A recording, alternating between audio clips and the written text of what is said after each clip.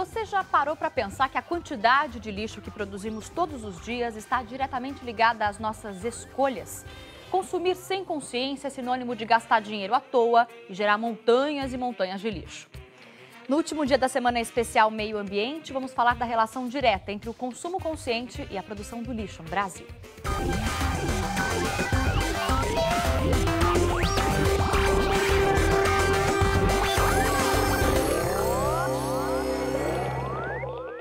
Olá, muito boa tarde a você que acompanha o N-Blogs agora ao vivo para todo o Brasil. E olha, o lixo das grandes cidades é um problema que preocupa não só autoridades, mas também a população. Nem todas as prefeituras incentivam a coleta seletiva. Mas com organização e o mínimo de esforço, todo mundo pode dar sua contribuição para a limpeza urbana. Somos mais de 180 milhões de brasileiros. Em média, cada um produz 1 quilo de lixo diariamente. Por dia, o Brasil gera 170 mil toneladas de resíduos. Praticamente 30% de tudo que é jogado fora pode ser reciclado. Papéis, plásticos, vidro e metal são os principais materiais que não deveriam ser jogados fora. A maior cidade do Brasil produz 17 mil toneladas de lixo diariamente. Segundo o Instituto GEA, Ética e Meio Ambiente, deste total apenas 1% é reciclado em São Paulo. É muito pouco diante da montanha do desperdício. Mas se depender de Murilo, os números podem mudar. Depois de tomar café da manhã, o garoto lava a garrafinha de plástico e outras embalagens. A mãe acompanha tudo de perto.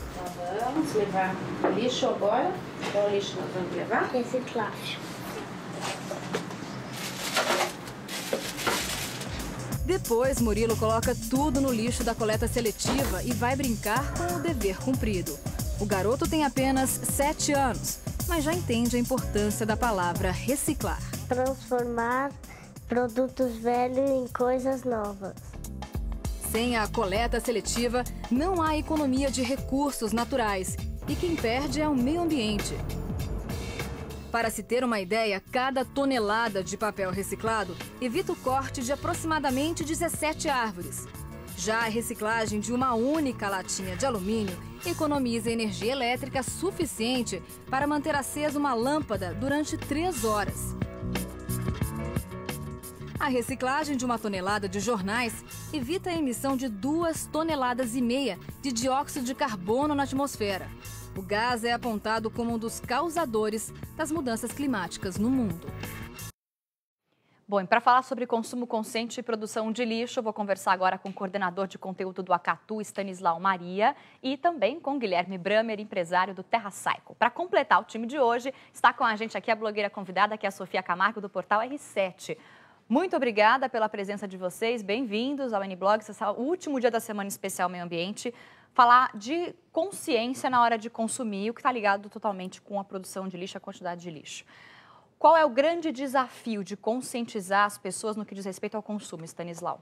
É a gente aumentar, Fabiana, a comunicação sobre isso. Fazer chegar esse alerta do consumo consciente para mais pessoas. Para quem já está conscientizado com isso e já está preocupado com o excesso de consumo que a gente vive hoje, que é diretamente ligado ao excesso de lixo, porque quando a gente consome demais, vai sobrar coisa demais em casa. O que você faz com isso que sobra? Vai para o lixo. Sim. Então, aumentar essa conscientização, fazer com que mais e mais pessoas descubram que há um problema sério, porque isso implica a vida nas cidades, piora a nossa qualidade de vida no dia a dia, não é? Desde a nossa convivência em casa até a nossa vida no trânsito. Ao longo do programa a gente vai conversar, vou explicar por quê. Mas isso piora a nossa qualidade de vida no dia a dia e está aumentando o aquecimento global no planeta. Então há um problema. O lado bom é que nós somos a solução do problema. É possível atacá-lo e reduzir muito o nosso padrão de produção, o nosso padrão de consumo e o nosso lixo de casa. Não, porque parece que quando a gente recicla o nosso lixo, que é bacana, a gente tem que aproveitar esses resíduos para ter um outro destino, né? Aproveitar esse material, mas parece que só isso já dá aquela sensação, pô, já estou fazendo a minha parte. E não é só isso, né, Guilherme? Não, na verdade a gente tem o grande desafio do lixo, não só no Brasil, acho que no planeta inteiro, é a questão logística. Porque uma coisa é você levar até as lojas o produto acabado, que já tem o valor do frete incluso, etc. Outra coisa é você trazer isso de volta, depois que já não tem um valor do produto em si, né? Algumas coisas no Brasil já estão bem resolvidas, não por uma questão de cultura, mas por uma questão social pura, né? Você tem 1 milhão de catadores no Brasil inteiro trabalhando de forma até às vezes não tão bacana assim, mas o alumínio, o papelão, até a garrafa PET já tem um índice muito grande no Brasil de reciclagem, em torno de 60%, mas muita coisa do que a gente consome não tem uma solução e muitas vezes é a logística, é muito caro se trazer de volta e reciclar, porque a maioria do que até apareceu na reportagem mostra que muita coisa que a gente gera de lixo é reciclável. Sim. Né? Até o lixo orgânico, que é 60% mais ou menos da composição do nosso lixo diário, mais ou menos isso, a gente tem no Brasil 3% de compostagem, ou seja, praticamente é um desperdício de matéria-prima que podia virar fertilizante. Enfim. E isso aí você acha que é porque as pessoas não têm tempo, não têm vontade de fazer isso, ou acha que vai dar muito trabalho ter uma composteira em casa? Né? Tem um pouco de polêmica no que diz respeito à composteira, né? Acha que pode ter um odor muito forte, o que é? Eu concordo muito com o que foi falado. Falta conhecimento, falta comunicação. A gente vê hoje a criançada dando um show para os pais sobre o que reciclar, como consumir, mas falta essa comunicação. Você tem uma composteira em casa, pode ser bom para alguma área da cidade, às vezes não tão bom para outra por questão de espaço, enfim, mas dá para fazer uma coisa melhor, dá para você separar na sua casa o resíduo que você coleta, dá para você, por exemplo, criar mecanismos onde que você reciclando você também ganha, né? Então são coisas que dá para mudar, tem uma política nacional de resíduos chegando por aí, então são coisas, o Brasil está preocupado com isso, é legal, a gente tem isso. Você acha que está olhando para essa questão e está se preocupando cada vez mais? Estão bem longe de uma solução, com certeza, mas pelo menos o lixo parou de ser aquele negócio, eu consumi um produto, eu não tenho mais nada a ver com esse produto. Sim, eu botei no caminhão do lixeiro e esqueci que fui eu que produzi aquele lixo. Sofia, os seus gêmeos já reciclam, ajudam, como que é? Reciclam sim, eu já ensinei para eles, a gente tem 2 lixos em casa. O lixo orgânico, né, aquele que não deve misturar, papel higiênico, etc.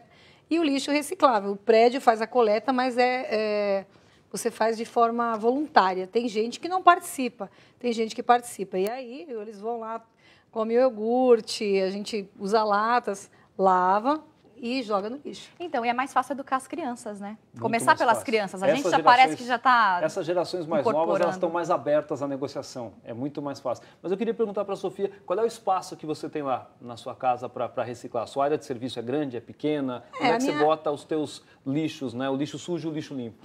A minha área de serviço é uma área até que boa. Só que a gente tem um lixo pequeno, assim, orgânico ali. Ocupa muito espaço na área de serviço? Não. Por que eu estou perguntando isso? Mas no prédio tem lá embaixo tem as lixeiras bem grandes, mas é incrível que ela está sempre vazia. Pois é.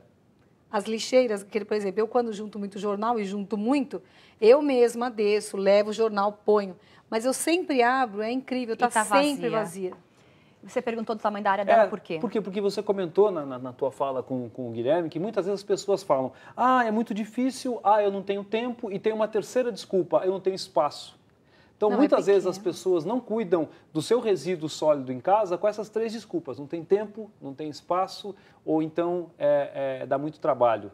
E não é o caso. Ela está contando aqui que é um espaço pequeno. A lixeira é assim, olha, ela é desse tamanho. E basta você ter 2 cestinhos em casa. Um para o lixo sujo, que é o lixo do banheiro e restos de comida da cozinha, e outro para todo o material que é reciclável. Porque quando a gente fala de consumo, né, de prestar atenção no que você está consumindo, não é só a gente comprar a mais no supermercado, e tem até uma campanha do Acatu que diz que 1/3 do que você compra vai direto para o lixo. Não é só a comida que você comprou extra, mas assim, você vai comprar um legume, ele vem num isopor, legume em cima e um papel filme, um plástico filme em volta. Você tem 2 resíduos diferentes, isopor e filme, e se sobrar daquele alimento também, aquilo vai para o lixo. Mais resíduo. Mas não é só o supermercado, é você consumir, por exemplo, um celular por ano, um computador a cada 2 anos, trocar de geladeira a cada 3 anos. Trocar de TV a cada Copa do Mundo. A cada Copa do Mundo, que tem a promoção da loja, né? Então, assim, tem toda essa cadeia de produtos que não é só na hora do supermercado. Vamos falar justamente sobre isso nessa reportagem. Na era do descartável, é mais do que comum trocar de celular ou computador a cada 1 ou 2 anos, como eu acabei de falar.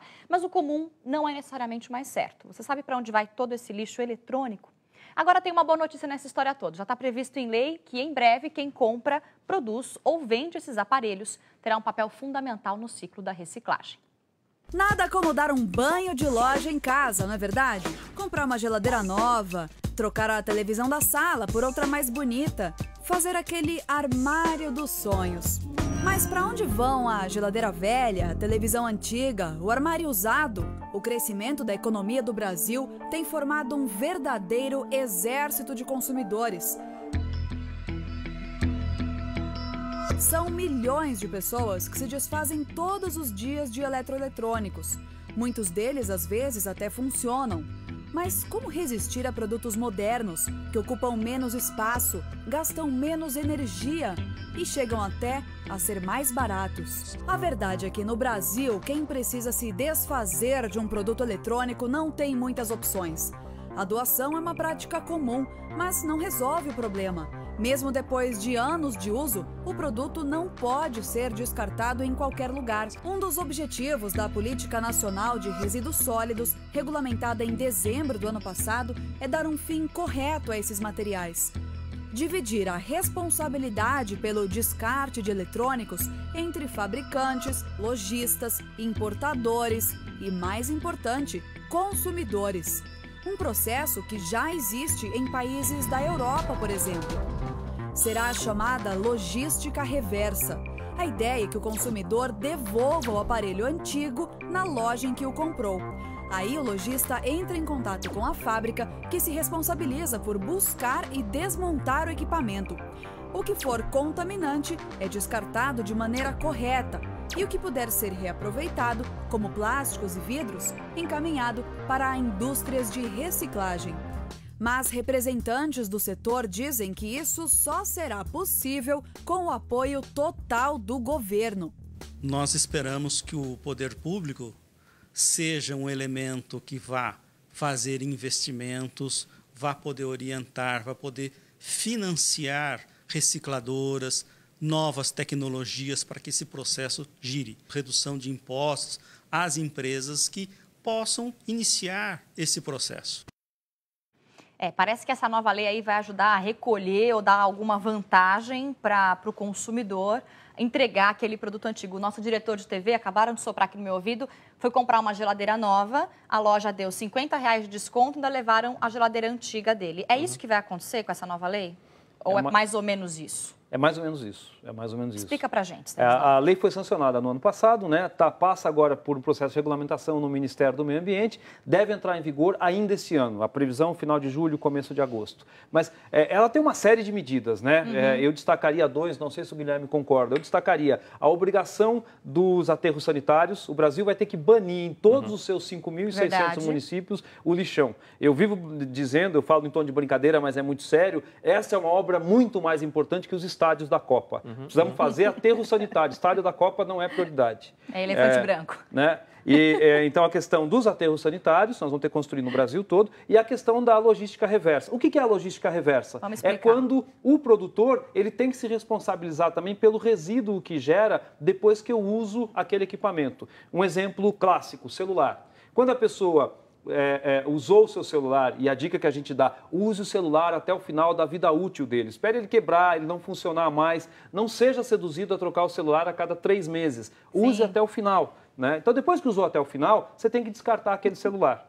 Né? O que vai ser feito com a nova lei da logística reversa? As empresas que fabricam celulares são corresponsáveis agora com o consumidor para dar uma destinação naquilo. Então, eu, como consumidor, tenho que levar na loja ou numa oficina que a indústria vai... daí está a regulamentação, né? Mas que a indústria provavelmente vai indicar, eu entrego o celular lá e eles vão desmontar esse celular, reusar as peças ou o material que seja ainda utilizável e dar uma destinação correta para o que não é mais utilizável sem criar poluição. Isso vai ter para vários produtos, né? Para vários grupos. Posso fazer um comentário? Parece que agora eles estão fazendo as coisas para serem descartáveis em 3 meses. Porque eu cheguei a comprar celular que ficou descartável em 3 meses, ele quebrou. Mas é verdade. E assim, você vai... Mas não é só isso. Por exemplo, hoje eu tenho uma lava-louça que ela tem 3, 4 anos e eu não consigo mais peça para consertar ela. Exatamente. E aí eu vou fazer o quê? Não tem mais. Isso é uma estratégia de marketing, né? O Guilherme pode falar um pouquinho disso. O que é legal que tá por trás dessa movimentação toda por trás da política, né? As empresas que muitas vezes têm um posicionamento de mercado, etc. Agora, o que antes elas não tinham nenhuma responsabilidade, depois do uso daquele produto, do consumo, ela começa a ter. A partir desse momento que ela começa a ter responsabilidade, eu brinco que o Frankensteinzinho que foi colocado no mercado volta para ela como dona. Isso. Então, ao invés de fazer um Frankensteinzinho bem complicado de reciclar, de reutilizar, já tem uma movimentação na indústria de vamos repensar nossos produtos para criar uma nova onda de produtos mais fáceis de reutilização, etc. A obsolescência programada, que é esse efeito de você criar produtos para durar 2, 3 meses, começa a ser bastante criticado e vê uma onda agora de consumo colaborativo que começa a chegar, principalmente nos países que sofreram muito com a crise econômica, perderam-se casas, etc. Aí o cara ia fazer a mudança, olhava para trás e nossa, eu tenho 3 contêineres de tranqueiras na minha casa. De nada. Eu poderia ter pago minha dívida no banco, tá com a minha casa aqui e com esse negócio que eu não preciso. Então, o próprio consumidor começa a se questionar, será que eu preciso de tudo isso?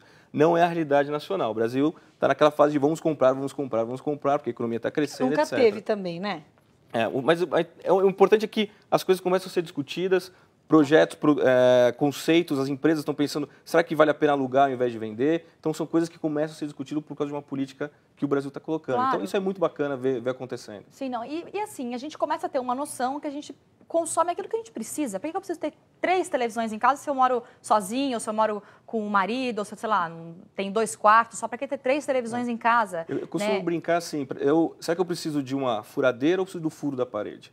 Será que eu preciso de uma TV, etc, etc, ou só eu ter o acesso àquela imagem 3D numa TV de LED? De repente, por que eu comprar uma televisão, não alugar uma televisão, como alugo o TV a cabo, como alugo, etc. Então, é esse tipo de pensamento que começa a surgir como um movimento no mundo todo. Carro, você vê empresas alugando o carro e não emprestando. Eu estou aqui na Paulista e quero ir para a Vila Madalena. Por que eu vou pegar, sei lá, tem sistema hoje que você consegue identificar um estacionamento que tem um carro dessa empresa que você usa só emprestado. Sim. E devolve no outro lado. Não precisa comprar um carro hoje em dia. Então, são coisas que estão começando a surgir que pode acontecer, essa onda pode bater no Brasil, isso que é legal. Sofia, e é uma onda vamos falar... que tem que bater. O que o Guilherme chama a atenção é um conceito ou uma mudança de estilo de vida que deve acontecer nesse século XXI. A gente deve necessário. passar... Isso é necessário. É questão de sobrevivência. Porque a gente está falando da questão da reciclagem aqui, é absolutamente necessária. A gente tem que reciclar as coisas em casa, mas é um redutor de danos. O grande problema ainda é o nível de consumo e produção. A gente consome demais e produz demais. Nós vamos ter que consumir aí descarta menos demais. E descarta demais. Então, como é que a gente resolve a questão do descarte, do lixo? Produzindo menos, consumindo menos. Mas e lá no final a gente tem que Aí eu quero ver o Brasil desacelerar a onda de crescimento, produzindo menos. Isso é uma questão econômica importante, uma coisa que o governo tem um estímulo de produção e de crescimento econômico do país. E aí vai depender muito mais de nós estimular esse tipo de movimento. Mas isso aí, na verdade, também é uma cooperação, né? Nós, cidadãos, do setor produtivo e dos governos. Já há uma discussão mundial sobre isso, a gente usa os aparelhos errados hoje para medir a nossa economia. Como é que a gente mede isso? Mede o PIB. E o que o PIB, que é o Produto Interno Bruto, ele mede nas economias? A quantidade de coisa que você produz e consome. A gente vai continuar falando desse assunto no próximo bloco, mas antes a Sofia tem um tempinho aí para falar do blog dela no Portal R7. Vamos lá, Sofia. Olha, Fabiana, você sabe que agora, dia 1º de junho, entrou em vigor novas regras de uso do cartão de crédito. Para que o Banco Central fez isso? Para tentar reduzir o endividamento das pessoas. As famílias estão muito endividadas no cartão de crédito, que é uma forma de financiamento ruim. O cartão de crédito é um instrumento bom de pagamento, porém, quando você paga ali só aquele pagamento mínimo e começa a enrolar a sua dívida, você fica os juros são altíssimos, né? Os juros são muito altos, porque é um crédito muito fácil, muito rápido. E aí, então, o governo instituiu novas regras. E quais são elas? Tem o cartão básico e o cartão referenciado. E o cartão básico é simples, é a menor tarifa, você vai pagar pouquinho. O referenciado tem milhas, etc. E também agora são permitidas 5 tarifas. Sabia que eram cobradas mais de 80 tarifas? No cartão de crédito. Agora mais só de 80, 5. Agora só 5. Tem anuidade, tem tarifa para emissão de segunda via de cartão, para renegociação de valor, bem mais simples, tá bom? E você confere aqui no blog. E eu também vou colocar algumas dicas aí dos amigos de consumo consciente aqui para Porque está totalmente ligado. Você consumir muito no cartão de crédito porque é simples, porque é fácil, você vai se endividando até aqui e acaba fazendo o quê com tudo que você comprou? É bom você pensar nisso. Você sabe que hoje em dia aumentou muito o número de pessoas com transtorno de obsessivo-compulsivo. Acumula muito. Acumuladores. Acumuladores. Aumentou agora também. Essa questão do desenvolvimento de um país ser medido pelo PIB. Pelo PIB, exatamente. E não é bem por aí. Não deveria ser, pelo menos. Não deveria ser por aí. Nós não vamos dar conta de continuar sendo assim, porque nós não vamos dar conta de continuar a produzir. A gente tem que conseguir uma medida de desenvolvimento e desenvolvimento para as pessoas parando de produzir. Nós temos que usufruir a riqueza que a gente tem hoje. Para te dar um dado, né? Se toda a população... Hoje, 20% da população mundial já consomem 80% dos produtos que são fabricados, que são extraídos do planeta. Então, você tem uma pequena parcela que consome muito. Sobra 80% da população do planeta que tem que se contentar com 20%. Então, você tem uma grande parcela que consome pouco. Se a gente incluir esses 80% que estão fora do mercado no mesmo padrão do consumo americano, nós vamos precisar de 5 planetas. É uma impossibilidade prática.